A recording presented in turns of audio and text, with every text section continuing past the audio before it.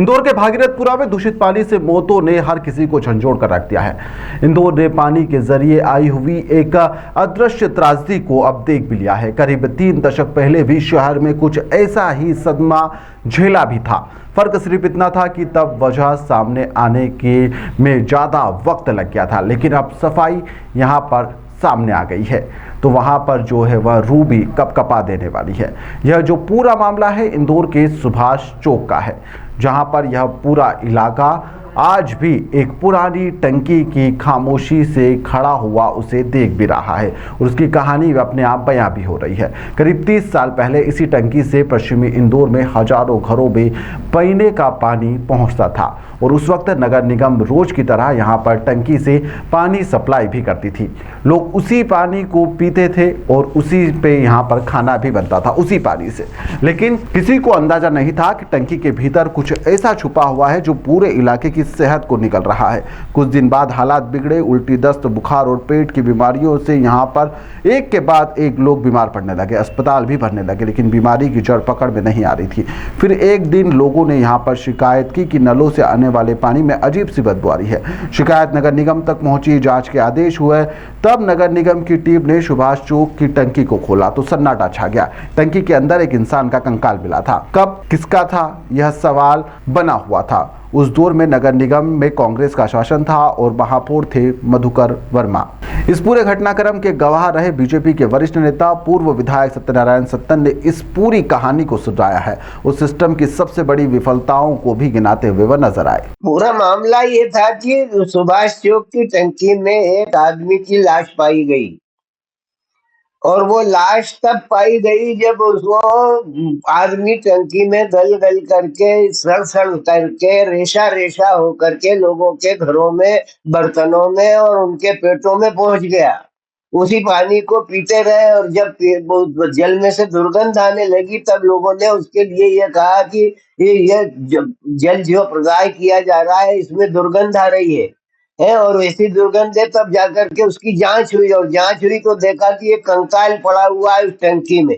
उस टंकी के शरीर पर ना तो चमड़ी है ना रेशा है, शुद्ध रूप से कंकाल पड़ा हुआ है। इसका मतलब ये था कि उस कंकाल को टंकी में पड़े हुए बहुत लंबा समय व्यतीत हो गया था और उस कंकाल के शरीर पर जो चर्म था, जो मांस था, जो रेशा था, जो भी होता है वो सारा का सारा गल गल करके रेशा रेशा हो करके लोगों के को प्रदाय होने वाले जल के साथ मिलकर के लोगों के घरों में, बर्तनों में और पेट में पहुंच चुका था। और उस तब जाकर के उस बात की जांच हुई और जांच हुई तो कंकाल निकला। कंकाल बिल्कुल कंकाल था। कहाँ पे थी ये टंकी? अरे सुभाष चौक बता रहा हूँ ना भाई साहब, सुभाष चौक की टंकी माँ दुर्गा माता के मंदिर से लगी हुई मार्तंड चौक कहा था शायद वो। तो उस मार्तंड चौक में वो टंकी थी, वीर सार्वजनिक वाचनालय के सामने, कस्तूरबा स्कूल के बगल में। ये उसका भूगोल और स्थिति है। उस समय बहुत विरोध किया था आपने, बहुत संघर्ष। हमने भी विरोध किया, अन्य लोगों ने भी विरोध किया, रहवासियों ने भी सहयोग किया और इस अनियमितता को कोसा गया था। इस अनियमितता का ये परिणाम हुआ कि उसके बाद कांग्रेस की नगर निगम आई ही नहीं इंदौर में। अभी भी नगर निगम में उसके बाद जो भारतीय जनता पार्टी बैठी तो 25 साल से भारतीय जनता पार्टी ही इंदौर की नगर निगम को संचालित कर रही है। तब माननीय मधुकर वर्मा जी यहाँ पर महापौर थे। कांग्रेस की बात हो गई, ट्रिपल इंजन सरकार है शासन में, केंद्र में, इंदौर में पूरी परिषद उनकी है बीजेपी की, मेयर भी, सांसद, विधायक, मंत्री सब यही से, फिर भी इतनी बड़ी घटना हुई है। ना तो इंदौर में ट्रिपल सरकार है, इंदौर में एक ही पक्ष मजबूत है, सीधे से लगा करके नगर निगम से लगा करके सांसद तक एक ही पार्टी का वर्चस्व और वह भारतीय जनता पार्टी। उसके बाद भी इस तरह की घटना हुई। आप बताओ क्या फेलियर मानते हैं आप नगर निगम के? ये जो नेतागण है वो ध्यान नहीं दे पाया है, अधिकारी ध्यान नहीं दे पाया। आप क्या मानते हैं, इतनी बड़ी घटना हो गई? जन शिकायतों के बावजूद भी उसका निराकरण नहीं कर पाना उन सक्षम अधिकारियों के माथे पर ही जिम्मेदारी आती है, जिनके द्वारा संचालित होने वाली क्रियाओं से ये व्यवस्था सुधारी जा सकती थी।